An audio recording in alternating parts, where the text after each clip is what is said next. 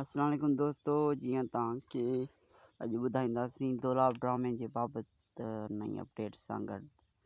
So video पूरो ॾिसिजो, इंशाल्लाह तव्हांखे ख़बर पइजी वेंदी त फरज़ंद मलिक साहब पंहिंजे पेज ते रखियो आहे रिलीज़ डेट दोलाब जे बारे में। सो तव्हां वीडियो फुल ॾिसिजो, आख़िर में तव्हांखे ख़बर पइजी वेंदी। ॾींहुं हलंदो आख़िर जे अपडेट सां गॾु तव्हां लाइ हिकु हीअ वीडियो खणी आयासीं।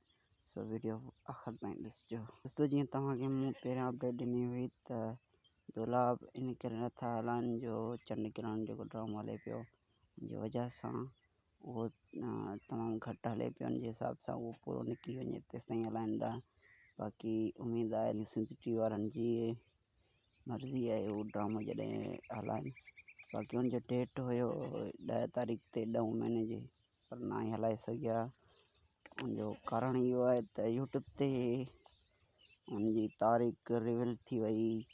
तमामु घणनि माण्हुनि जे बारे में घणनि चैनलनि ते इहो तारीख़ हली चुको हुयो, जे हिसाब सां उन्हनि इन न हलाए सघिया। बाक़ी तव्हांखे अॼु ख़ुशख़बरी ॿुधाईंदासीं त ड्रामो जेको फरज़ंद मलिक खजो आहे उनजे फेसबुक पेज ते ॾिनो आहे तारीख़। उनजे हिसाब सां 21 अक्टूबर ते 21 तारीख़ ते हुन ड्रामे खे हलाईंदा। तो इहा ही अपडेट आहे। वधीक ॼाण लाइ असांजे यूट्यूब चैनल खे सब्सक्राइब करे छॾियो, जीअं तमामु ड्रामनि जी अपडेट तव्हां ताईं पहुचाईंदा आहियूं ऐं सची ॻाल्हि ॿुधाईंदासीं इंशाल्लाह। सो जिते हुजो ख़ुशि हुजो, आबाद हुजो, सिंध सलामत, साथ सलामत, सदाईं गॾु, मौला मदद।